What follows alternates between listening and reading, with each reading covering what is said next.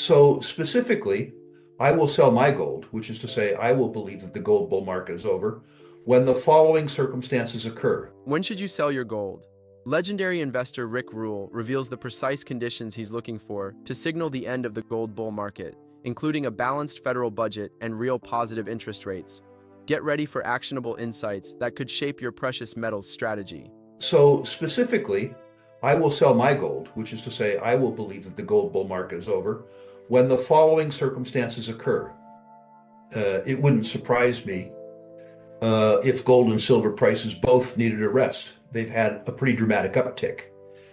A couple days ago, somebody asked me online when I would sell my gold, which is related to that question. And maybe that answer would be useful for your audience. Gold historically has done well when people are concerned about the maintenance of their purchasing power in fiat currencies and in fiat currency savings products. I share that concern. So specifically, I will sell my gold, which is to say, I will believe that the gold bull market is over when the following circumstances occur. We have a balanced federal budget. When we have a fiscal agreement in place that will allow us to honor or repudiate $100 trillion in the net present value of unfunded entitlement obligations of the US government. That's not my number. That's the Congressional Budget Office's number, okay? So when we figured out how people your age are going to get their Social Security, or we tell them honestly that they're not going to get it, when that $100 trillion problem is resolved, I'll be looking to sell my gold. But there will be one other thing. We will have to have a real positive interest rate. When I say real positive interest rate, although the government will tell you that the rate of inflation, the rate of the deterioration of the purchasing power of the US dollar is 2.6%, any of your listeners who took the trouble to compile a list of goods and services that they consume, not that the government consumes, but that they consume, will see that their real cost of living is escalating at 7.5% or 8% a year, which is to say, the purchasing power of their savings is declining by 7.5% or 8% a year. Real interest rate is the calculation between the yield on the US 10-year Treasury, which is about 4.5, and the rate of deterioration of the purchasing power of the US dollar, which is more like 7.5. Historically, real interest rates in the sum of about 1.5% or 2% are considered attractive. That would suggest that the interest rate paid on the US 10-year Treasury would have to be at some number like 9, up from 4.5. So I will believe that the gold bull market is over when we balance the budget, when we resolve the entitlement problem, and when either the rate of inflation falls or the yield on the US 10-year Treasury goes up. I am embarrassed to say that I believe that there is a probability of that rather than a possibility of that. I don't want people to take my word and go huddle up in the corner in fetal position and wait for a liquidity event. But I think the truth is that there are too many scary things out there.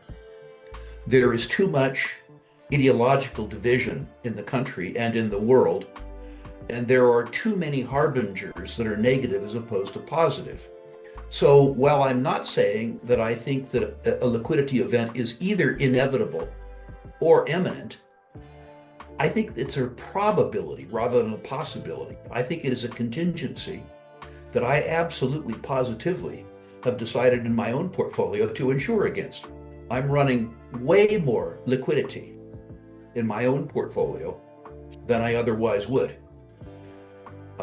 I think people need to decide for themselves, and I would hasten to remind your audience that I'm not an economist. I'm a credit guy. It is with my credit hat on that I'm afraid about liquidity. Am I saying this is going to occur? Am I trying to scare your listeners? No. But you asked me the question around a liquidity event. And you rightly stated that in a liquidity event, all asset classes get hurt because the decision isn't made by a rational investor. It's made by a terrified investor. And more importantly, the decision is made by a margin clerk. And the margin clerk doesn't Yes. care what your preferences are in your portfolio. They sell whatever has a bid. It's also instructive to know that while all asset classes fall, the better asset classes recover more quickly. So in 2008, as you suggest, gold held up for a day and then sold off. But interestingly, the Fed's response to 2008 was to lower nominal interest rates and flood the market with liquidity, which caused gold to come back very, very quickly. So your investors need to remember that part of history too. Again, you need to describe yourself as an investor. If you use the word trade, the gold stocks in the last 12 or 13 weeks are up very, very, very nicely. If your orientation is to the quarter, when you're in a melt up, you have to sell. That's what you have to do. If you bought these things because you think they were underpriced and you thought when money came into the trade that they'd go up in price, the reason that you own the stock is gone. It happened. So you sell the stock. I found Rick's take on the gold bull market being over only with a real positive interest rate absolutely fascinating. It highlights how distorted things are when your cost of living is rising at 7.5% and the 10-year treasury is only at 4.5%. That kind of fundamental economic imbalance is exactly why I'm keeping a close eye on my own gold position, and frankly, it makes me worry about the broader market. I'm an investor, I'm not a trader. If somebody gives me too much money too quickly, too easily, I will certainly take it. But my orientation is longer term. Today's gold prices are not baked in the cake with the market valuations of today's gold mining companies. As an example, we've been advising people for a very long time to own Agnico Eagle, the highest quality of the gold miners. And Agnico Eagle has done spectacularly well in the last 12 months, up 60 or 65%. We ran valuations on Agnico Eagle a year ago at $2,700.50 in gold. They're an unhedged producer selling gold at $3,200. We had estimated that Agnico Eagle would generate about $5 billion in cash flow in 2025. And we thought it was better than appropriately valued. We thought it was cheap, particularly relative to the quality of the company. At $3,200 gold, they're going to generate $6.5 or $7 billion, which means that even after the run up in price, they are not unattractively priced. That doesn't mean that the gold price couldn't fall back to 2,750. It doesn't mean that Agnico Eagle couldn't decline by 25%. But I think it's highly likely that while you might not be happy as a trader owning Agnico Eagle 2.5 months from now or 3 months from now, I'm not making a market call, by the way, but it's not unlikely that would occur. I think 3 years from now, you're going to be ecstatic owning Agnico Eagle. When people asked me before, a year ago, so the gold prices run, but the gold miners haven't run. Why is that? That one's simple. The gold price ran until 13 weeks ago because of central bank buying. The retail and institutional buyer was non-existent. The buyer in the gold space were central banks. They don't buy stocks. 13 weeks ago, life changed. You began to see real inflows into the retail physical ETFs, which is to say that living, breathing human beings started buying gold, not just central banks. And you got real earnings momentums in the gold stocks. And so some of the retail money that had been in other sectors of the equity market began to go to gold. There's a wonderful index, the Bloomberg Earnings Momentum Index. And traditionally, that's been big tech. That's where the earnings momentum has been.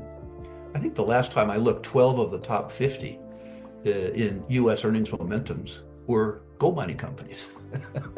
And that attracts investors. And that game's not over. As you suggest, there are going to be quarterly surprises that are going to take people's heads off in a positive sense. Now, how long this trade lasts as a trade is a different question.